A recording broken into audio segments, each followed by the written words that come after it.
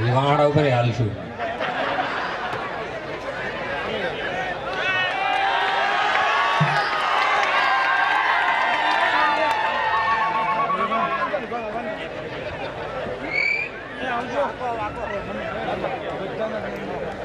બેહો બેહો વિઠ્ઠલભાઈ બેહો.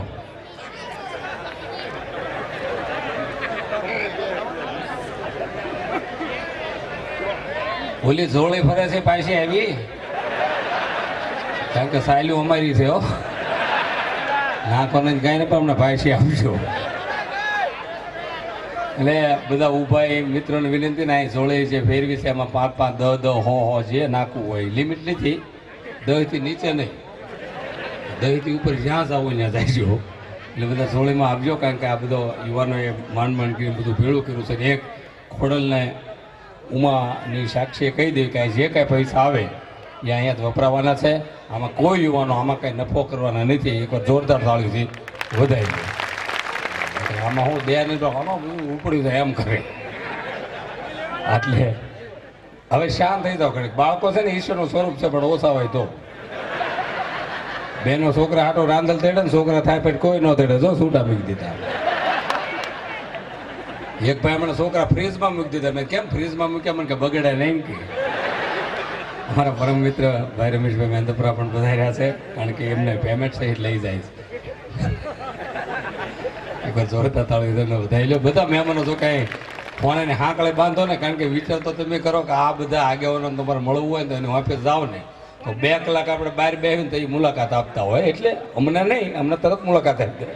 પણ સાહેબ જ્યારે સમાજનું કામ હોય તો તન મન ધનથી આગેવાનો ઉભા રહે છે. એકવાર જોરદાર તાળીઓથી આ બધા આગેવાનોને વધારી લે. મજા આવી છે. નો સિટી. હા, ખાલી તાળીઓ પાડો. થોડું સુધારા ઉપર છે, હળવળ સુધારા આવે ને. હમણાં એક જણો શાયરી બોલતો હતો કે એમ્બ્રોઇડરીમાં રસ નથી, હીરામાં કસ નથી, જાવું છે અમેરિકા પણ વરાછાથી કોઈ બસ નથી. બોલો આ યુવાનોને શું કરવા છે? ખાખી પીને વાલે કભી સિગરેટ નહીં પીતે, ઠૂઠા મિલ જાતે તો આખી નહીં પીતે. એટલે બોલો આવે યુવાનો હોય કરા નહીં. તાળ્યું, માત્ર તાળ્યું બધા. હા, કારણ કે સમય લિમિટ આપણી પાસે બહુ હોય છે સર. હું તો ખાલી સંચાલન જ કરું છું, કારણ કે હજી આપણી પાસે હુકમનું પાનું હજી બાકી છે. દક્ષાબેન પુરોહિત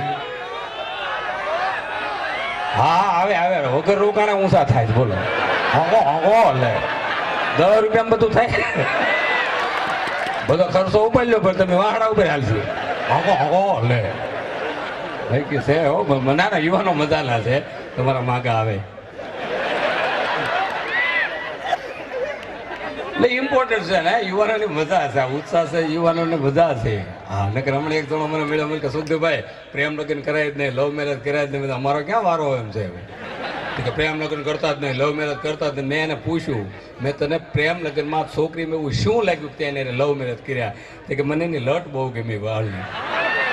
તો મેં ખાલી લટ કાતરે કાપીને ખિસ્સામાં નાખી દેવાય, આખો મુદ્દો ન લાવો.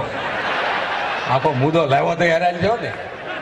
પણ તમે ખાવ એને પ્રવૃત્તિ કહેવાય, કોકનો આંચકી લ્યો એની વિકૃતિ કહેવાય. પણ ખાતા ખાતા અડધું કોકને આપી દો એને સંસ્કૃતિ કહેવાય. સંસ્કૃતિ બધી જળવાની હોય તો અહીંયા જળવાની છે. ભલે મજા આ તળપદી ભાષાની કેટલી મજા છે. વિચાર કરો, આપણે કાકા ને કાકા કેવી, મામા ને મામા કેવી, દાદા ને દાદા કેવી. 1 કરોડ રૂપિયાની ગાડી લઈને કોઈ ભાવનગરમાં નીકળે તો કોલેજના છોકરા છોકરીઓ ઊભા હોય, એક પણ છોકરોનો ફોટો નહીં પાડે.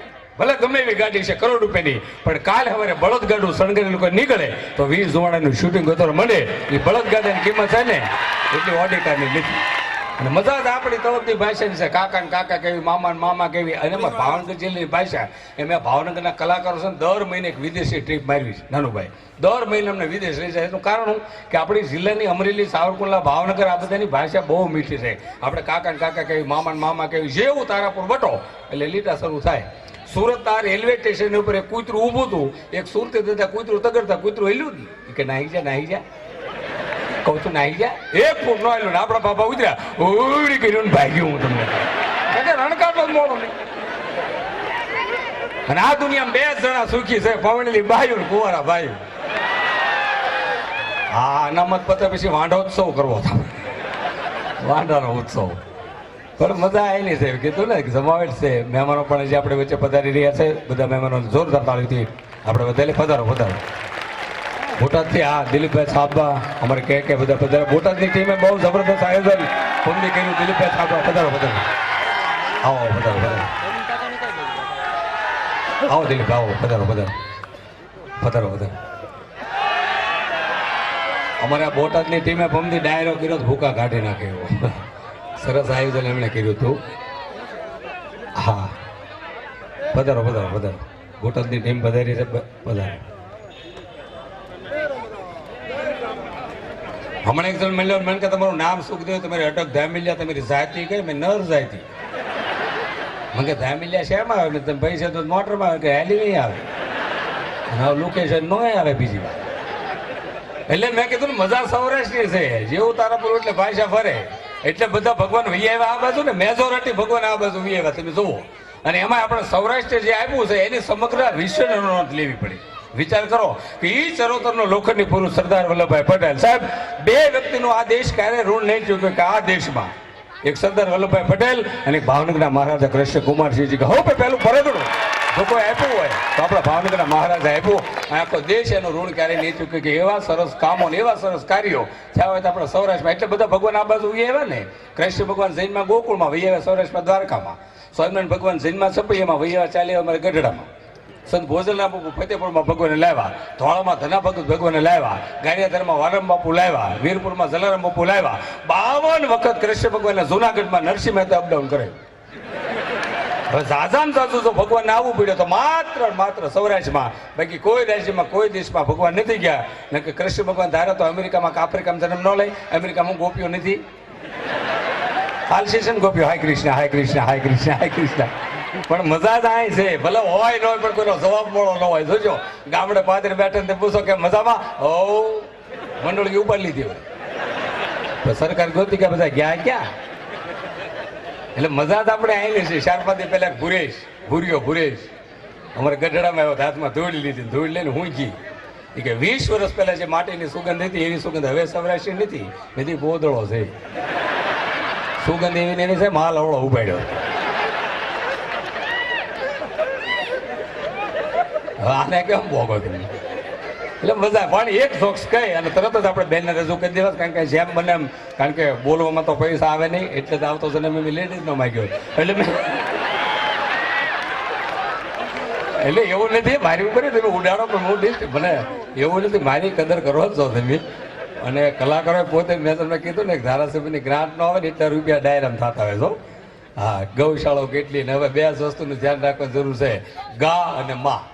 બાપુજી લડી લે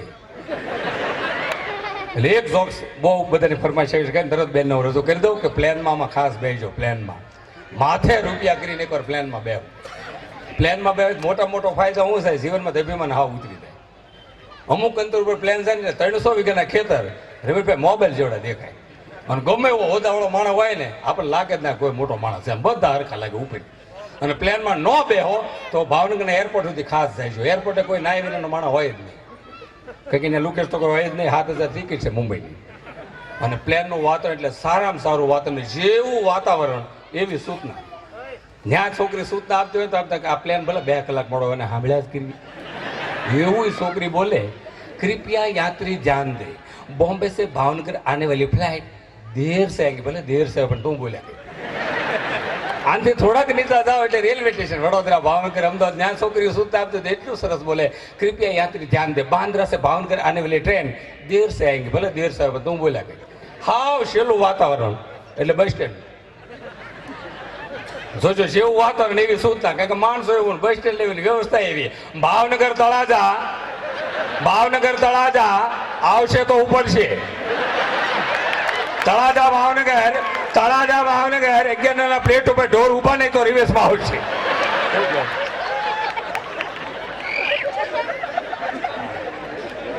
એટલે આ જેવું વાતાવરણ એવી સૂચના.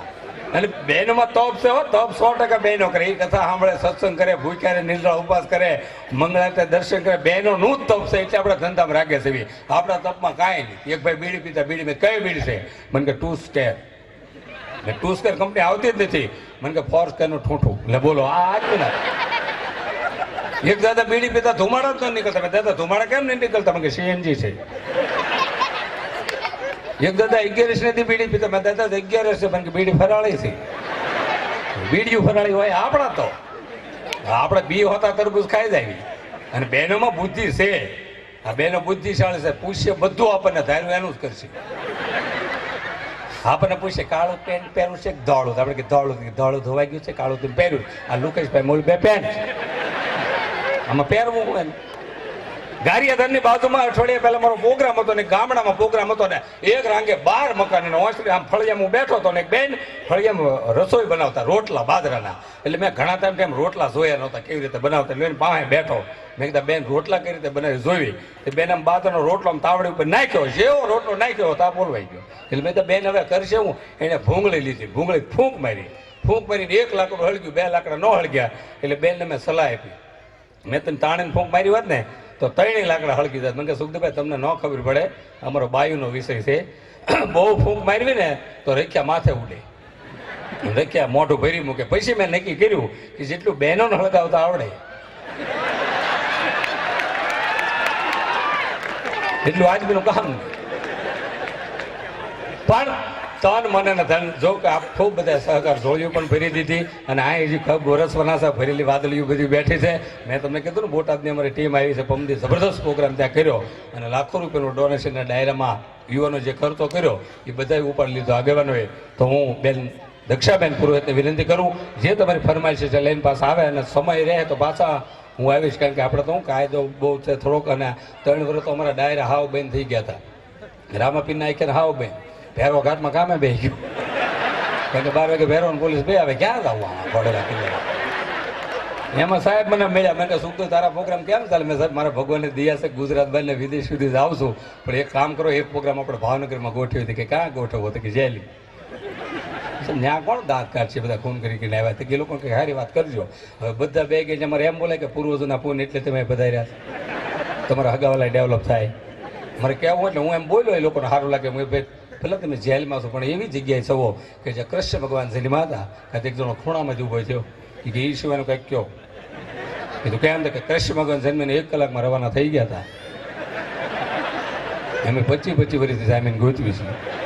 એમાં 3 કલાકમાં દાંત કઢાવે ને કહી દો ને બહુ મજા. કહે દામિલિયા ભાઈ આવો શું કામ છે? કે તમારી જેવા છો 7-8 વર્ષ હારે હોય તો સદા ભાઈ